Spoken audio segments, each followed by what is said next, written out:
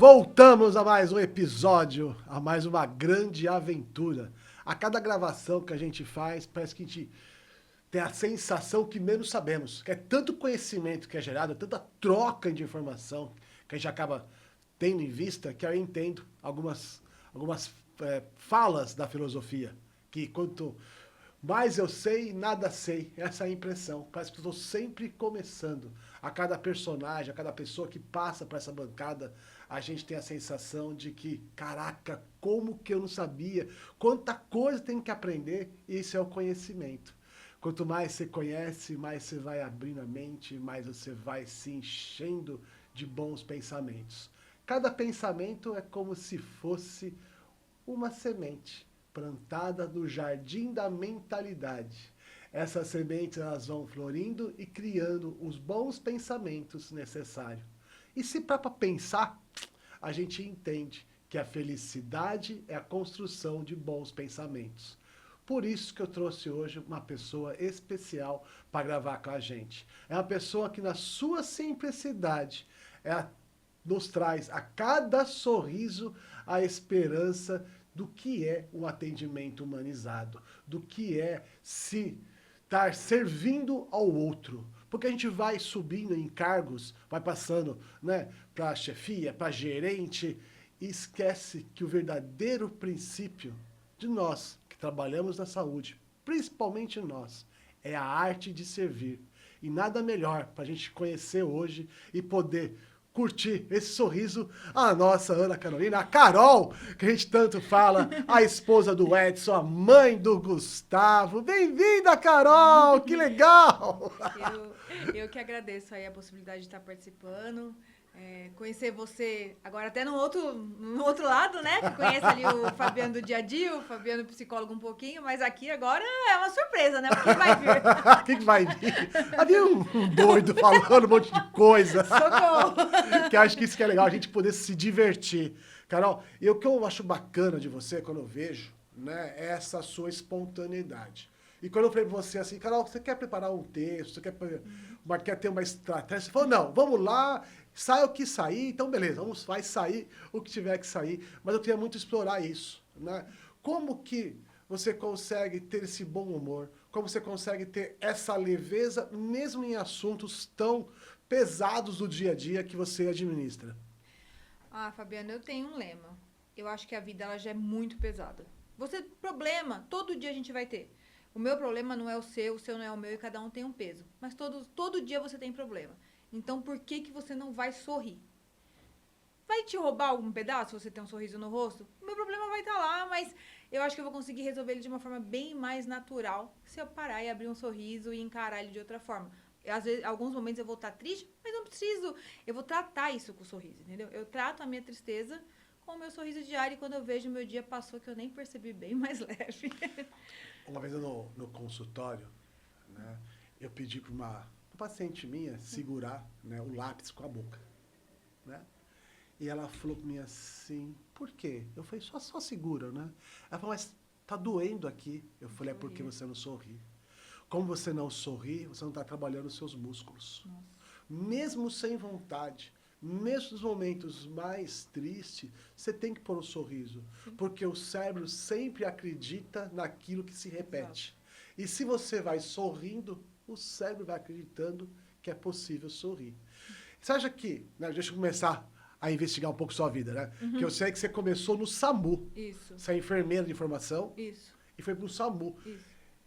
Existe um ambiente com mais pressão do que trabalhar no SAMU, que eu imagino que deve ser uma loucura, cara. A sirene tocando. Como é que foi essa experiência? Como você foi parar lá? Eu acho engraçado que ontem eu ouvi isso. A pessoa falou assim, que nem no momento eu tô cuidando de uma obra, e a pessoa falou assim, você trabalhou no SAMU, tocar obra é uma coisa, é muito fácil pra quem trabalhou no SAMU. Falei, não, eu acho que o SAMU era a minha casa, né? Então era muito fácil. Quando você faz o que você gosta, nada é difícil. Por mais que seja um ambiente vai, e eu sou assim. Então, pra mim, era natural. Acho que eu nem notava o quanto o SAMU era pesado, porque era pesado, era. Mas eu gostava tanto daquilo que, tipo, era sem graça quando não tinha um chamado, por exemplo.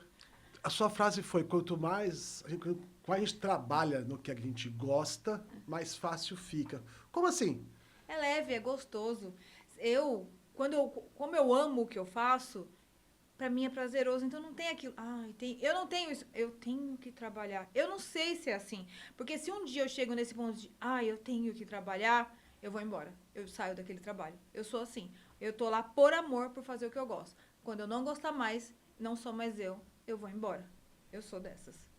Então você trata o trabalho como um propósito. Sim. Com propósito, com carinho e com verdade. O tempo que eu estiver lá, eu vou ser o tudo de mim. Então eu procuro que ele seja sempre. Não que, você vai sair sempre porque você cansou. Não, às vezes eu tenho uma proposta melhor no caminho também e eu vou embora. Mas se eu um dia chegar a esse sentimento de eu não estou feliz aqui, eu falo que um trabalho é um contrato de dois lados. Não é só do lado do... Tem muita gente que fica, o patrão tem que mandar embora. Não. Se eu não estou feliz, o que eu estou fazendo aqui atrapalhando a vida do patrão, por exemplo, como dizem, né? Eu não. Eu falo, não, eu vou abrir a oportunidade para que alguém com tanto amor quanto eu tinha aqui continue o meu legado. Entendeu? E eu vou cuidar de um outro lugar com o mesmo amor que eu cresci aqui um dia. Então, assim, eu falo que às vezes alguns lugares que eu passei foram mais aprendizado. Eu fui passando e aprendendo. Eu acho que tudo que eu sou hoje foram colheitas que eu fiz com amor nos lugares que eu passei. São sementinhas de amor que a gente vai plantando, né? E deixei o cantinho lá pro próximo continuar. Esse slogan, né? Gentileza gera gentileza, né? Ela é tão forte que as pessoas só acham que é uma frase para colocar no Instagram, né? A gentileza, ela vai transformando, né? Por isso que a gente começou o podcast falando de parcerias, porque a gente não consegue crescer sozinho. Né? A gente, precisa do outro. Nós, humanos, somos animais, né, sociais. A gente precisa da sociedade para o crescimento. Né? E como você fala que você vai plantando amor, você vai semeando amor, sendo gentil, isso vai transformando o meio. E você acha que a sua equipe, de alguma forma, faz a captação dessa forma de enxergar a vida? E que se faz, como que isso como transforma o ambiente? Sim. Assim, você trabalha com humanos que têm humor, que variam. Nem sempre eles vão estar 100% com aquilo que você plantou.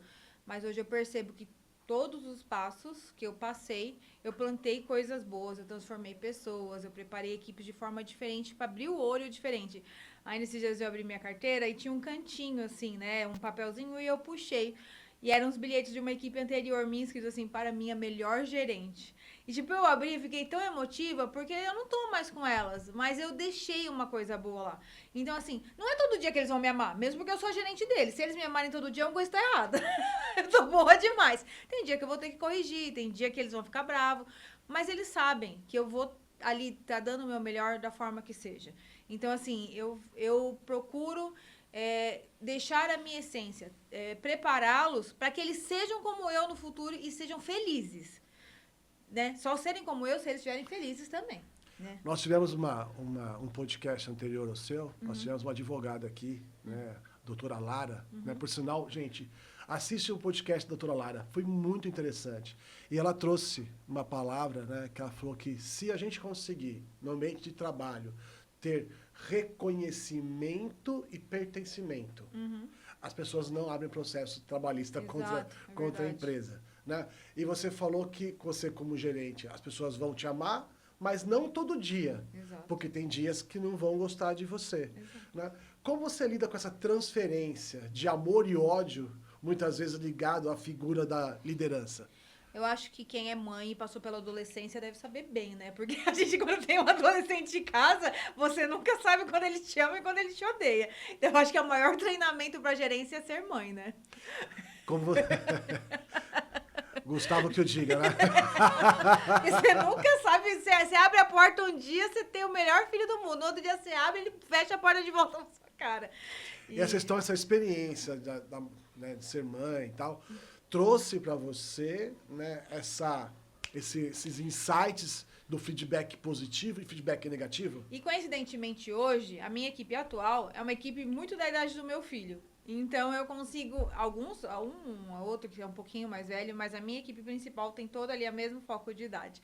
Então eu acho engraçado que eu consigo ver coisas que eu convivo com ele e cada um tem uma outra coisa. Então assim, eu sei encaixar o momento de cada um. E eu não me ofendo de saber que um funcionário meu hoje está bravo comigo, por exemplo, porque eu corrigi ele. Eu sei que amanhã ele vai entender que ele teve um motivo. Pode ser que não seja amanhã. Pode ser que daqui uns 10 anos ele fale, nossa, quando a Carol me falou aquilo, ela teve razão.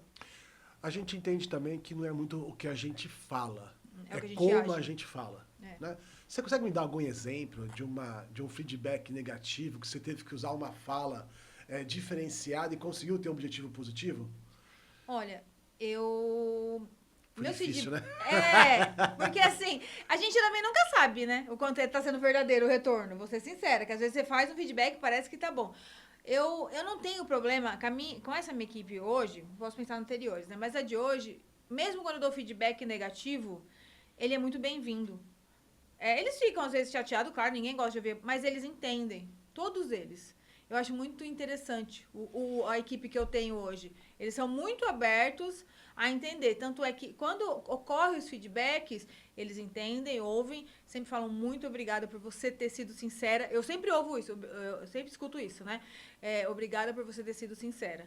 E no outro dia eu já começo a ver mudanças graduais, até às vezes até já muito assim, né? Você sabe que tem uma importância tão grande, né, esses feedbacks que são mais críticos. Não que o positivo não seja bom, que lógico que é bom. Né?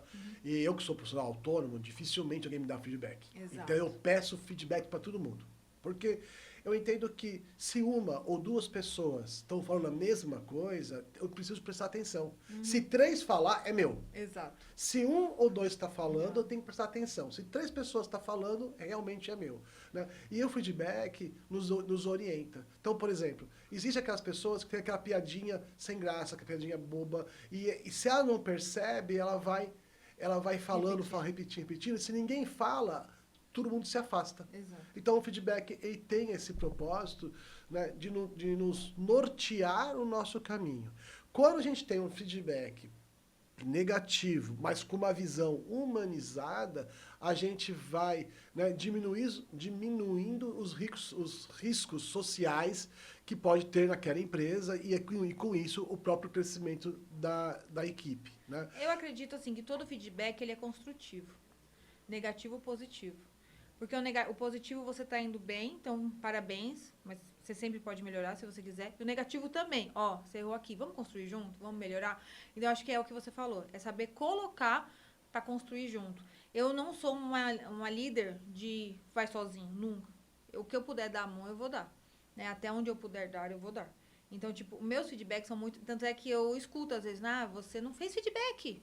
Tipo, às vezes na correria, atrasou o feedback. Eu sou cobrada. Eu já fui cobrada várias vezes. E eu acho isso ótimo. Porque todo funcionário reclama de, lá vem o feedback. Eu não tenho esse problema. Eu tenho a cobrança do feedback. É super legal que você falou, né, que você é uma líder que caminha de mão dada. Porque, né, o que eu vejo muito hoje, pegando, né, o gancho na questão das famílias, é os pais tirando a dor dos filhos. E aí os filhos vão crescendo muito frágeis, Exato. porque não enfrentam essas dores. Quando a gente consegue, né, enxergar que o filho vai passar por um processo doloroso, né, e a gente dar a mão para o filho, para ele aprender com aquele processo, você tem um filho com um emocional mais forte.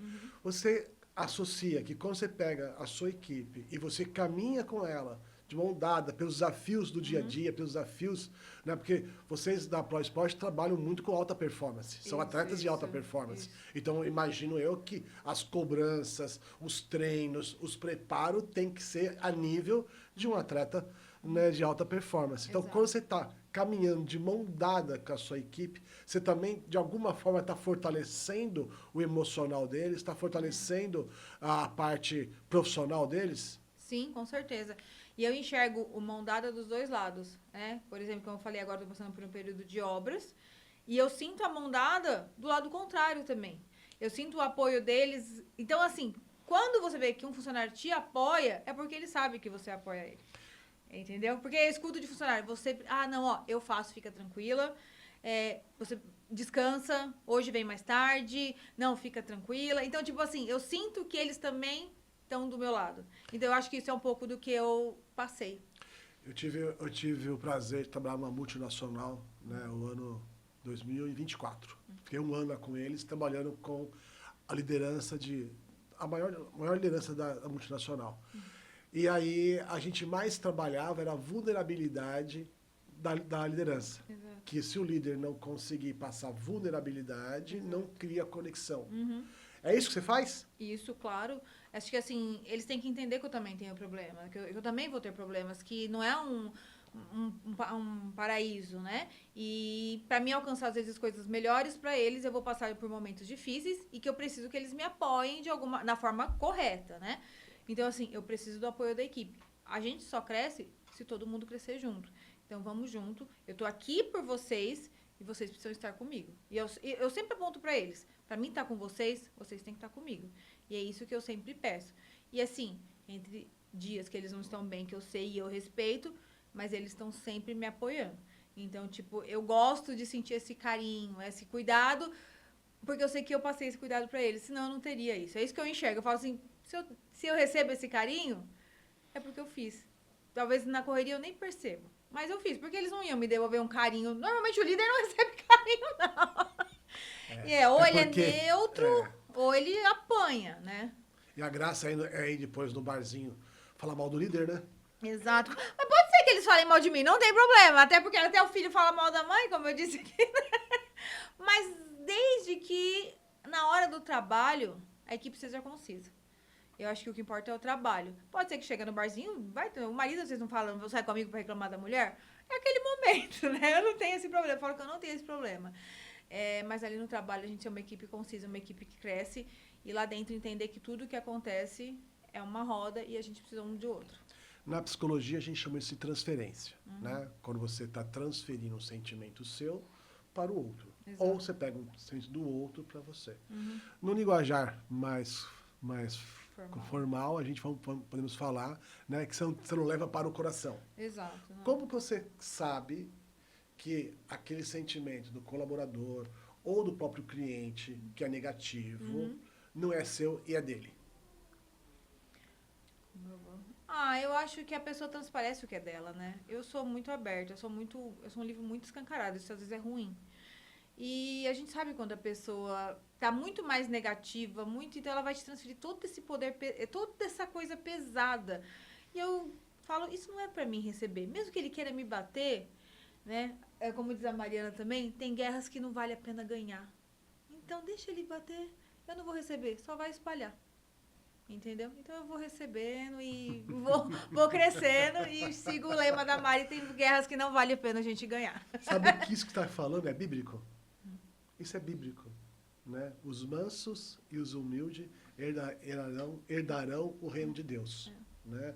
Isso quer dizer que mansidão não quer ser tonta, não é isso? Não. Mansidão é só ter sabedoria para entender se aquela guerra vale a pena entrar, se não vale. Se o caixa deu uma fechada no trânsito, deixa o cara embora, não vale a pena brigar. Né? Então é esse tipo de mansidão. E a humildade não tem nada a ver em ser pobre ou rico. Tem a ver em você aceitar, né? Em você estar aberto a querer aprender, a querer trocar. Porque a gente sabe que a gente vai errar. Né? E assim, quanto mais tempo eu tiver com você de relacionamento, uma coisa é um podcast de 1 hora, eu trocar com você informação. Outra coisa é trabalhar 1 mês com você. E a outra coisa é trabalhar 1 ano. E aí, né, o Edson deve falar que a outra coisa é estar com você há 20 anos casado. Então, quanto maior é o tempo de relacionamento, maior tem que ser a preocupação de desenvolver perdão. Porque quanto mais tempo de relacionamento, mais temos que conviver com erros. Exato. E é o perdão que faz a gente superar, aprender, crescer e continuar se relacionando. Pessoas que não conseguem perdoar são pessoas que não conseguem manter relacionamentos duradouros. Por isso que quando você fala o que é meu, o que é seu, e que não vale a pena pegar, mesmo que alguém queira me dar uma carga de energia negativa, eu não quero pegar, porque eu não sou obrigada. O que é seu, o que é meu. Posso ajudar você a suportar essa carga negativa. Posso ajudar você a encontrar a luz. Mas quem encontra é você. Eu só ajudo. Mas eu digo aqui, Fabiano, isso não era um eu da vida toda. A maturidade me entregou essa pessoa. Eu fui muito essa pessoa combativa. E eu acho que eu sofri muito. E eu aprendi com a idade, principalmente com os 40 anos, que foi onde veio a minha maturidade total, de que isso não valia mais a pena. Porque eu só desgastava a mim mesma, a pessoa seguia a vida dela plena. E aí eu aprendi. Então eu falo, não pense que você tem que acordar hoje e amanhã aceitar tudo. Não, isso vai um desenvolvimento, vai terapia, vai acompanhamento. E aí você aprende que não vale a pena. Não vale a pena se desgastar pelo problema do outro. E isso se diz também quando você diz gerir equipe. Porque se eu for pegar a dor de cada um da minha equipe e querer achar que é tudo pra mim, tudo contra mim, como que eu vou gerir alguém? Como que eu vou gerir uma equipe? Que um dia um chega de mau humor, um dia o outro não dormiu direito, o outro tá com cólica. Você faz o quê? Então é isso assim, hoje, os 40 anos, eu já vim, né, desenvolvendo, mas eu falo que acho que o ponto-chave foi os 40 anos. Me deu uma maturidade muito maior com isso. Em tudo. Gerência, casamento, maternidade, em tudo. Tem uma regra que eu uso muito, né, com a minha filha, né, e eu levo isso também para o meu trabalho, né. Quando eu sinto que está subindo um calor aqui dentro de mim, né, e esse calor tem um nome, chama raiva, né? Então, se subir um calor aqui, eu espero 90 segundos para tomar alguma decisão. Porque 90 segundos é o tempo necessário para mudar o que eu ia fazer. E se eu mantenho o que eu ia fazer, eu mudo as palavras que eu ia fazer. Porque se a gente for deixar na mão do instinto, o instinto realmente é muito agressivo. Ele é explosivo. Ele é explosivo. Né? E todos nós temos um lado mal. Sim. E todos nós temos um lado bem. A questão é que você tem que escolher. Qual deles que vai funcionar naquele momento. Exatamente isso. Então, quando você pega e entende, né, você vai usando essa ferramenta chamada perdão, porque durante o trajeto, né, do trabalho, o casamento, vai acontecer os mal entendidos. E como que a gente quebra o mal entendido? Perdoando ali. Tirando o mal. A gente tira o mal E fica entendido. e fica entendido. Verdade, nossa. Simples. Só passa a borracha no mal. Como tira o mal entendido? Tira o mal. E para entendido. tirar o mal, tem que conversar. E para tirar o mal, tem que perdoar. E para tirar o mal, tem que ter empatia, resiliência. Então, quanto mais tempo nós temos de relacionamento, mais mal entendidos podem acontecer. Sim. E quanto mais mal entendidos, mais a gente tira o mal. Sim. E aí, com os entendidos, a gente evolui. Por isso que, né, nas igrejas, mais igrejas evangélicas, né, isso até é escrito nas paredes, né? Bendita é a palavra do Senhor, porque uma palavra bendita salva uma vida. E uma palavra maldita mata uma vida. Então, o trabalho que você faz, por isso que eu convidei você para vir gravar comigo, porque essa simpatia, essa leveza que você leva para a sua equipe, é que muitos líderes hoje teriam que se espelhar. 90% da autoliderança é mandada embora por comportamento, não é por eficiência. Sim. E tem pessoas em empresa que são extremamente inteligentes, fazem entregas maravilhosas, mas humilha os seus pares. Então, essa questão da gente manter essa linha de humanidade e uma liderança cada vez mais próxima é que diminui os riscos psicossociais que podem ter numa empresa. E com uma empresa sadia, a gente tem uma equipe produzindo mais. Uma equipe produzindo mais, temos mais lucro. Exato. E a empresa ganha e todo mundo ganha consigo. Você tinha essa noção dessa liderança humanizada que você faz? E quando você percebeu que você estava fazendo esse tipo de liderança? Não sei se 100% eu tenho essa certeza. Eu acho que é algo tão de mim que eu não tenho noção. Mas eu gosto disso. Eu sou essa pessoa próxima. Eu sou humanizada no meu geral. Eu aprendi a ser humanizada. Quando você lida com vidas, que é o que eu escolhi cuidar, se você não for humano, você está no lugar errado.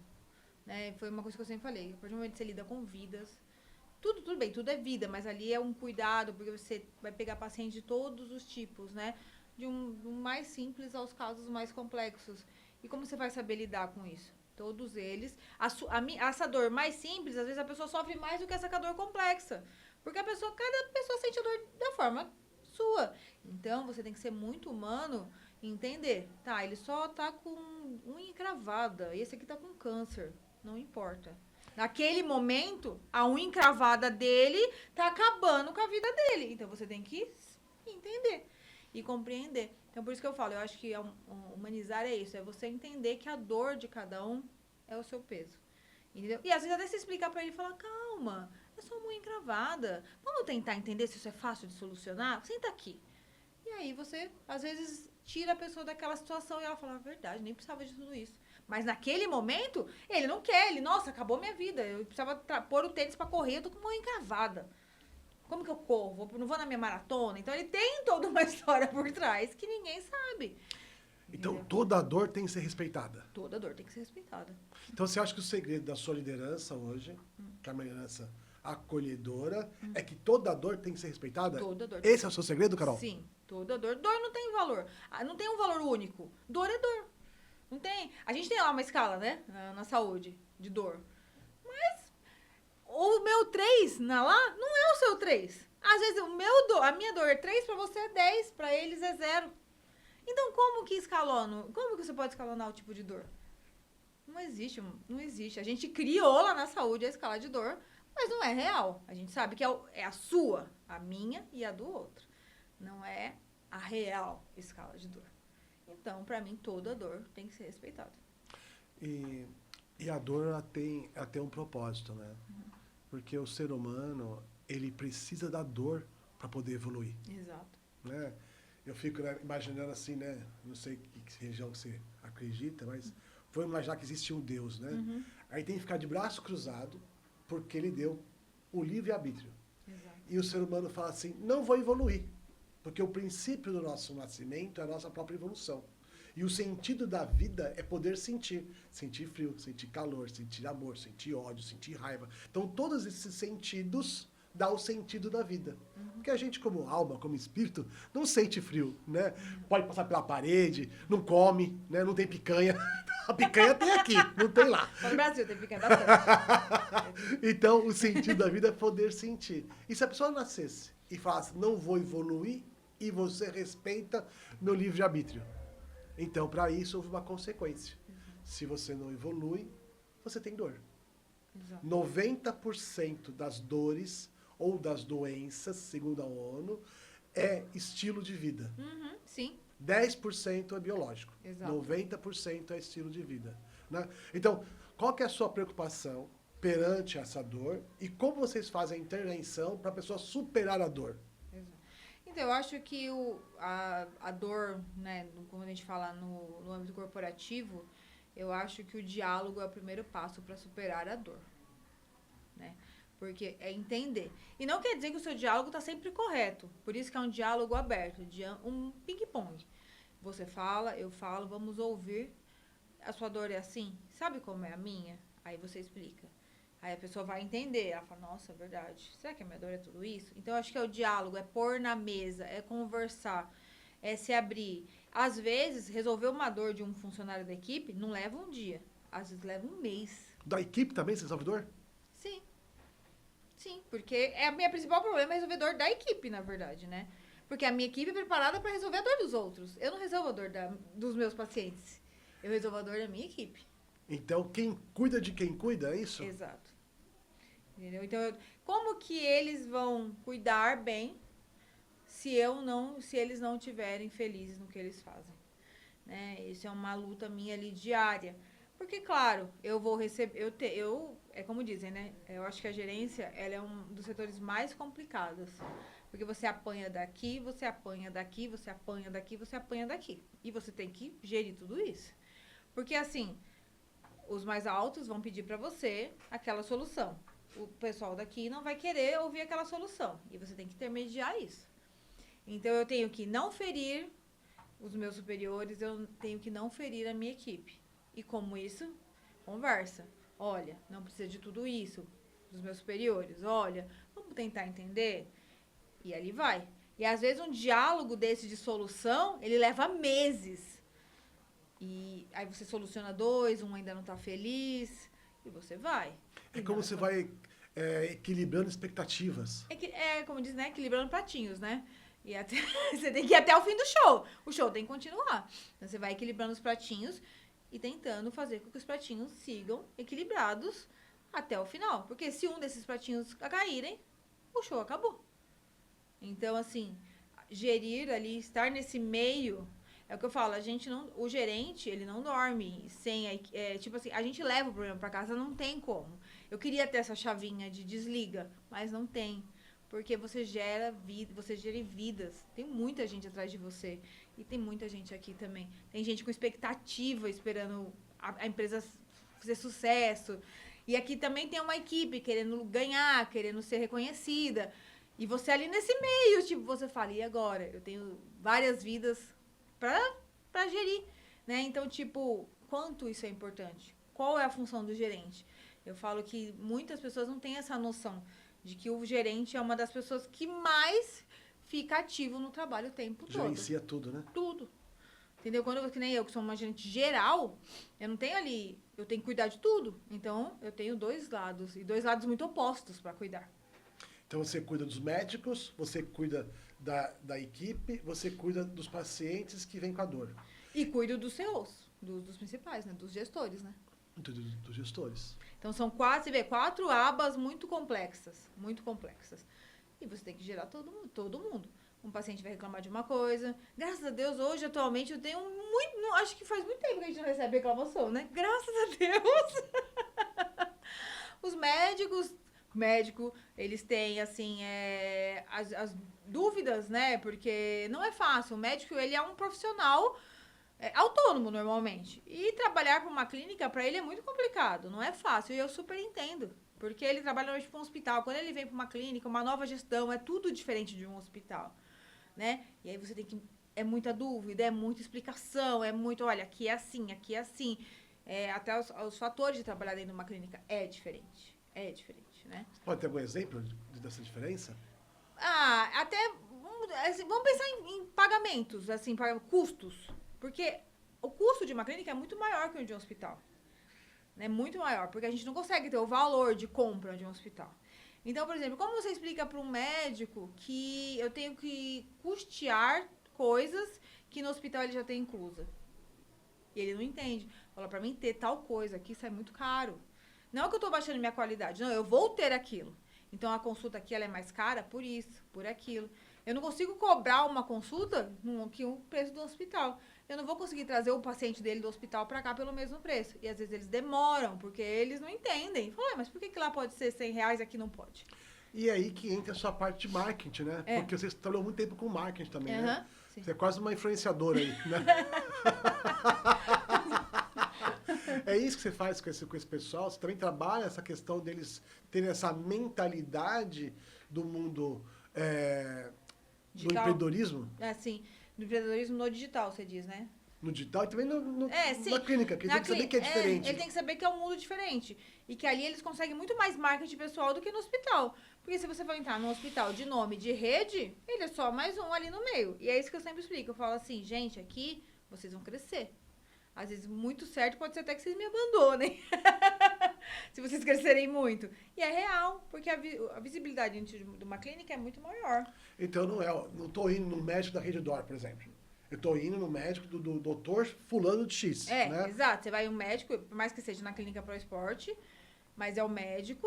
Assim, hoje, por exemplo, numa clínica médica, quando você faz uma consulta particular, que é isso que muita gente vai falar, mas eu vou lá na Redditor que é mais barato. Quantos minutos é a consulta na Redditor? É 10 minutos cronometrado. Uma consulta Pro Esporte é 1 hora, quando é 1 hora, né? Tem dia que o paciente fica 1h30. Por quê? Humanizar, cuidar, tratar. Essa é a diferença de uma clínica particular. Ouvir já é o começo da cura, né? Exato. Porque eu penso, gente, hospitais de rede, algumas redes hoje de convênio, 6 minutos de consulta. Eu fico imaginando como que alguém é atendido em 6 minutos. A gente não consegue tomar café em 6 minutos, Fabiana? Não mesmo. Não. Entendeu?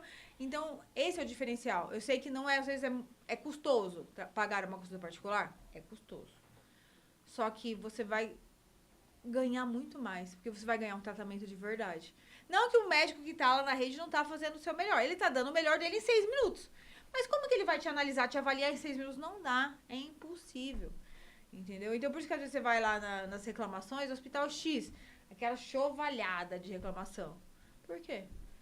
Aí os nomes dos médicos, coitados, lá reclamando. Ai, doutor fulano de tal me atendeu mal. Não, ele teve 6 minutos pra te atender. Ele fez o melhor que ele pôde. E é isso que a gente não quer. E como é que você ensina isso para esses médicos que vêm até você, viciados em um padrão de atendimento, e entra na ProEsport, por exemplo, e tem um padrão tão diferenciado como o de vocês? Como você passa a cultura da ProEsport para os novos médicos? Normalmente já na primeira conversa ele já fala, minha consulta é 15 minutos. Eu falo, não. Você vai cuidar do seu paciente? Como você cuida dele em 15 minutos? Aí você tem que chocar. Porque é o que você falou, é um hábito. Não ele nem percebe mais. Porque como ele faz em 6 lá naquele hospital, pra ele 15 é 1 hora.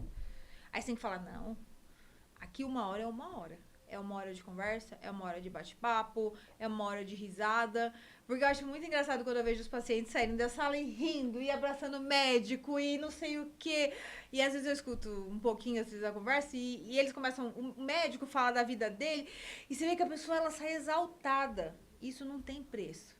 Entendeu? Então eu falo, sente, tenha o seu paciente 1 hora com você. Você vai ver como o tratamento dele vai fluir muito mais fácil. Como ele vai reclamar menos, como ele vai sentir menos dor. E no outro dia, quando a gente manda mensagem, porque você tem que ter todo esse pós, ele tá tão agradecido que às vezes ele não sabe nem o que falar. Olha, você falando lembra muito uma consulta com um psicólogo. A gente tem todo esse cuidado de ouvir, de acolhimento, de atenção, né? E eu falo muito para os psicólogos que estão vindo agora da nova geração, né? Ouvir é um gesto de misericórdia. Exato. Porque ouvir, você dá aquilo que não tem preço, que é tempo. Quantas vezes no farol alguém vem pedir vender alguma coisa, você dá R$1, tá aqui, você não tá dando R$1 pro cara, você tá pagando pro cara não falar com você, pra ele ir embora. Então, ouvir, ele é um gesto de misericórdia. Exato. É no ouvir que a gente acolhe a dor dos nossos pacientes. Porque quando ele está falando, ele está conseguindo trazer de dentro aquilo que não é compreendido para compreender a sua dor. E uma vez que a dor é compreendida, a gente consegue achar o nosso caminho. Tem uma frase que eu gosto muito que fala que a felicidade não é a ausência da dor. A felicidade é a compreensão da dor. Então, quando você escuta, você está ouvindo aquela pessoa, você está ajudando ela a compreender a sua dor. Automaticamente, está começando a dar luz para encontrar a cura. A cura, muitas vezes, está em seu ouvido. Quantos pacientes vêm até nós com dores emocionais? É isso que eu ia falar agora. Além dos médicos, a gente tem a equipe de fisioterapia, né? E aí a gente às vezes vê eles deitadinhos ali, depois de fazer os exercícios na maca, e aí eu falo que começa a terapia, né? Eles fazem físio, depois começa a terapia. E aí é conversa, e aí já é aquele momento, tipo, já finalizando, eles têm um padrão, claro, de tratamento, dos exercícios, dos aparelhos, e normalmente eles finalizam ali na maca, e aí é o momento que eles param para fazer um café, uma bolachinha. E aí começa a conversa. E você vê que é a hora que o paciente se alivia, porque ele fala, eu posso falar agora. Ele tá aqui comigo. Você vê no rosto do paciente. Eu acho engraçado, a gente tem até uma paciente que eu e ela vive falando, ela não vai embora. Não, ela não vai. Ela precisa da clínica? Não, ela não. Graças a Deus, ela não precisa mais. Pergunta se a gente consegue mandar essa paciente embora. Nunca. Porque ela tá ali, porque ela é cuidada, porque ela é ouvida. E se ela for numa clínica, por exemplo, numa academia, ela é só mais um no meio da multidão. Então é isso que você prega, você não é só mais um. Você tá aqui para ser cuidado, e cuidado diferente. Você não é, sabe, você não é uma dor no ombro, você não é uma dor no joelho, você é o Fabiano. Onde dói, Fabiano?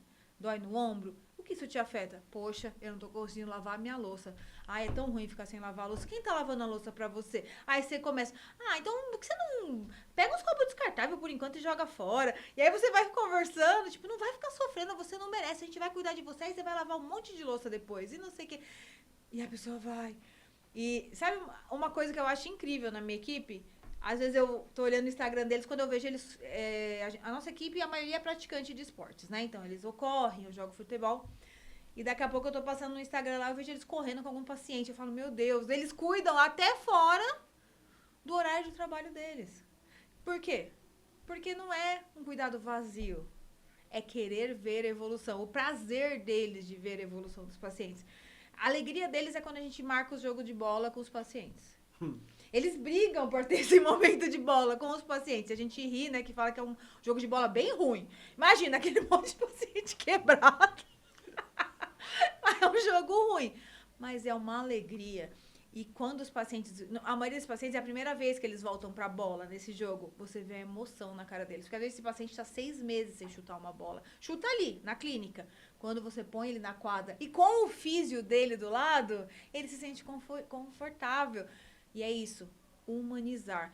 Nós somos 100% humanizados. Desde a nossa recepção até o tchau ali na porta. Então, todo mundo é muito humano. Todo mundo tem nome, né? Todo mundo tem nome. Eu brinco que, para meus pacientes, do mundo corporativo, cara, você vai entrar no mundo corporativo como um número. Exato. Você é só um número. Você tem até os 35, 40 anos para poder virar um nome. E se você vira um nome, você vai trabalhar até os 55, 60. Uhum. Agora, se você é só um número, acabou. Acabou. Então, a cada um que chega a você não é um número, né? Não. É um nome. Sim. Né? E é interessante, né? Porque por que bater em criança não dá certo? Né? Porque isso aqui é um tapa. Isso aqui é um tapa em câmera lenta. Um tapa em câmera lenta é um toque. E muitas vezes a criança faz arte para ter um toque. Nossa. Na maca, vocês tocam. A Exato. fisioterapia toca. E o toque libera sentimentos. Sim. Né? Lógico que o físio não vai ocupar um papel que não é dele, que é um psicólogo, um psiquiatra, não é isso. Mas ele começa a ser mais um canal para a pessoa poder descarregar as suas dores. E quanto mais ela fala, mais os músculos também vão relaxando. Porque uma vez que eu fico com tudo engasgado na mente de mim, o meu músculo fica tenso. Por isso que dói. Quando eu falo, relaxa. Por isso que falar é uma benção e ouvir é um gesto de misericórdia. E quando você fala isso, você vê que uma das maiores reclamações de pacientes em atendimento médico é o quê? A falta do toque. Ele nem encostou em mim. E às vezes não é uma coisa encostável. Não Sim. tem necessidade. Mas o paciente sempre fala isso. Nossa, o doutor nem Não encostou. não me examinou. Não me examinou. E às vezes naquele momento nem seria necessário. Na ortopedia a gente encosta muito, né? Porque são testes, mas se é vamos supor, endocrinologia, normalmente não tem toque. Onde você vai tocar? No receber, num abraço, num parabéns, numa mão. Tem que tocar. Tem, a gente fala, tem que humanizar. Porque a pessoa que ela tá, às vezes, ali numa endocrinologia, ela tá com algum problema. Ou pode ser uma obesidade, pode ser um diabetes. É dor? É dor. Ah, mas tá gorda porque quer. Não, ninguém é gordo porque quer. Ninguém acorda hoje e fala, quero ser gordo. Não, isso não é verdade. Ai, então é respeitar a dor, né? Então é respeitar em todos os níveis. Então não importa, se a sua profissão ela não exige um toque, toca na mão, dá um abraço, recebe o seu paciente. Quando ele Mas tem gente que não gosta de toque, né? Não, então, mas se ele for... Mas quando ele vem, tem muitos que já vêm, né? Eles chegam abertos. O engraçado da clínica particular é isso, eles chegam abertos, porque eles esperam. Na verdade, eu acho que a gente já abre eles na recepção, que a gente conversa e vai sentindo. Então, quando vem o doutor, ele já tá todo aberto, assim. E aí você vê se ele quer. Ele já vem, ai, doutor, ai, doutora. Por quê? É isso que ele busca quando ele vai numa clínica particular. É não ser o fulano na porta, entendeu? É ser o Fabiano. Não é próximo. Próximo! Tem hospital que você tá com número já, né? 120 você é, o 120. É horrível o seu 120, né? Você não quer ser o 120. Sim. Eu sim. quero ser a Ana Carolina. E pra quem, né? Eu imagino que deve estar aqui ouvindo uma jovem enfermeira recém-formada tal, e fala, nossa, então eu como enfermeira consigo ser uma gerente de uma clínica particular, de uma ProSport, né? Como que eu faço? Qual que é o caminho de eu sair, né, de uma recém-formada para uma gerência de uma clínica de alto padrão? Mas um enfermeiro é um gestor. Você gera equipe, você gere tudo. Porque você vai gerir toda uma equipe técnica. Então, o enfermeiro, ele já nasce gestor. Um gestor que cuida. Mas ele é um gestor nato. Às vezes você pensa em enfermeiro e fala assim, eu vou cuidar só do hospital. Eu vou só... Não. Para você ser um bom engenheiro, você tem, um bom enfermeiro, você tem que ser um bom gestor. Entendeu? Por quê? Como você vai gerir a sua equipe? Então, eu acho que o segredo é isso, entender que todo enfermeiro é um gestor. E quais são os pré-requisitos para a gente ser um bom gestor? Porque eu vou lá, estudei enfermagem, saí com diploma de enfermagem. Não quer dizer que eu tenho um diploma de enfermagem e vou me tornar um enfermeiro. Não. Qual que é o pré-requisito para eu ser um bom gestor? Para mim poder... porque entre nós dois só e quem está assistindo a gente, né? Existe muita briga de egos nesse meio. Eu falo que a enfermagem é a área que mais tem, né? A gente não é amigos, não somos amigos. Os médicos até falam, vocês têm que parar, porque vocês não são unidas. A enfermagem não supera as coisas que a gente tem hoje, porque não somos unidos. Você vê o CRM e tudo, eles brigam e eles ganham. O Corém não tem união. É uma derrubando a outra. Uma enfermeira, a gente não tem união, que já é a principal falha da enfermagem atual. A enfermagem não é unida. Você pode perguntar, isso é uma concepção nata. Não somos unidas. Não somos. É cada um por si, entendeu? E aí é a primeira falha, né? Mas eu escuto muitas amigas que saíram da enfermagem direto ali por isso, por essa falta de empatia de uma com a outra. Falta de empatia. Falta de empatia. E, assim, mas quando você entende o seu papel principal ali, que é isso que eu falo, que é a questão de gerir, de entender, de cuidar, gerir o paciente, gerir a equipe, entender que tudo isso é uma única roda, é gostoso. E aí você aprende, entendeu? E você aprende. Hoje eu gosto dessa parte administrativa. Eu até faço um pouco ali de bastidor, né? Mas o meu prazer hoje é isso, é o administrativo. Eu acho que pode ser que eu tenha um tracinho empreendedor dentro de mim que facilita. Eu acho que talvez seja um segredo. Não é pra todo mundo. Eu tenho amigas que amam a área da estética. Então, elas ficam lá nesse... Eu nunca me vejo ali aplicando Botox. E não tem nada de errado nisso. Se todas nós fôssemos aplicar Botox, ia ser o que do mundo? Se todas nós não estivéssemos dispostas a gerir uma clínica médica, o que seria do mundo? Então, assim, primeiro é saber isso. Gerir, você vai gerir a todos. O quanto você quer gerir? O quanto você quer ter uma carga administrativa? Eu quero. Eu quero entender. Claro, estudar também. Vamos especializar, vamos fazer uma pós. Não dá também só pra ficar esperando o mundo cair. Tem que estudar. Não é falar, você vai fazer enfermagem e você já vai gerir. Não, porque aí você vai ter que aprender números, você tem que aprender regras. Então, assim, é estudar tudo. Eu falo, a gente estuda todo dia. Porque, principalmente, vigilância sanitária é uma luta. Então, se você não estudar novas regras, daqui a pouco eles aparecem lá e é multa. E para você gerir uma clínica, você tem que estar estudando. Porque no hospital ele ainda te avisa. Você é muito ativa, né? Sou muito. Então eu pesquiso, eu quero saber onde estão as novas normas, onde estão as novas regras. Como eu disse novamente, a história da obra, eu acho engraçado que às vezes eu tô na obra e eu tô falando de energia elétrica. E as pessoas olham para mim e falam assim, tipo, como que ela sabe disso? Hoje, o meu pai sempre me ensinou isso, Fabiano. Eu nunca sei o meu dia de amanhã. Aprenda tudo que você puder. E eu aprendo. Meu pai me pôs em Senai. Eu fiz de tudo, de tudo. Se você falar pra mim... Eu faço manutenção do meu carro em casa. Eu acho que é o segredo. Aprender. Eu acho que é a curiosidade que te leva a gerir uma empresa, te gerir. É a curiosidade. Então, o segredo seu é ser curiosa. Talvez. Né? Ser curiosa, ter essa via empreendedora, ter estudado marketing. Eu brinco aqui no consultório, né, que você compra uma Ferrari, você vai num barzinho na rua da sua cidade, né?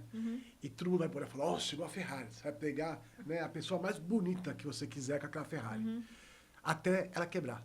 Porque quando ela quebra, que vai ter de foto, postagem no Instagram, empresário empurra a Ferrari na rua principal, sei o que lá, né? É porque a gente entende que o dinheiro, ele vai trazer status. Exato.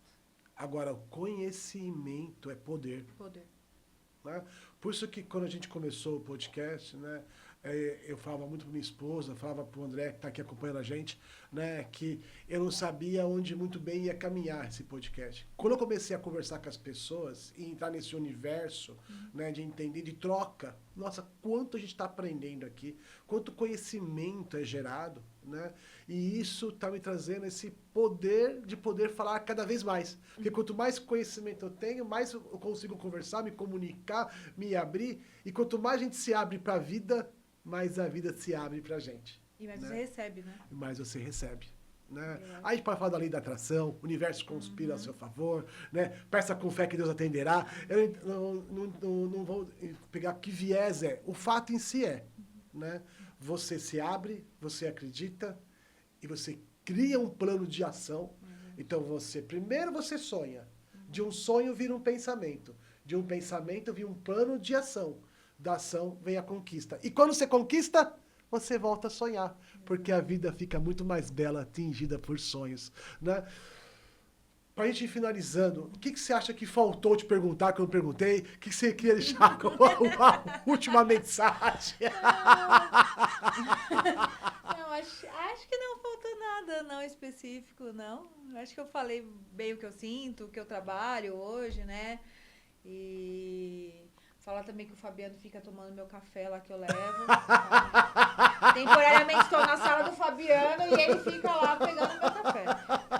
Quando vocês tomarem um expresso, saiba que daqui 2 meses vocês vão fazer ele comprar. Não, acabou não, você tem que fazer eles comprar, não é? Só pra avisar você. E é isso que eu falei pra vocês. Não é isso que eu falei, porque que eu chamei a Carol pra gente conversar. Porque é bom humor. Bom humor é um santo remédio para qualquer dor, né? Eu tenho certeza que vocês conheceram uma pessoa maravilhosa. Vocês estão aí se espelhando, porque é uma líder nata, é uma líder humana e, acima de tudo, é uma líder que sorri. É esse sorriso que é a cara da Pro Esporte, que é a cara da cura das pessoas. Obrigado. Eu que agradeço. Né? Foi um prazer ter você aqui, né? E olha, vem muito mais coisas, tá aqui, vem muito mais coisas por aí, vocês aguardem. Com vocês, a Carol. Obrigado, Carol. Eu agradeço, obrigada.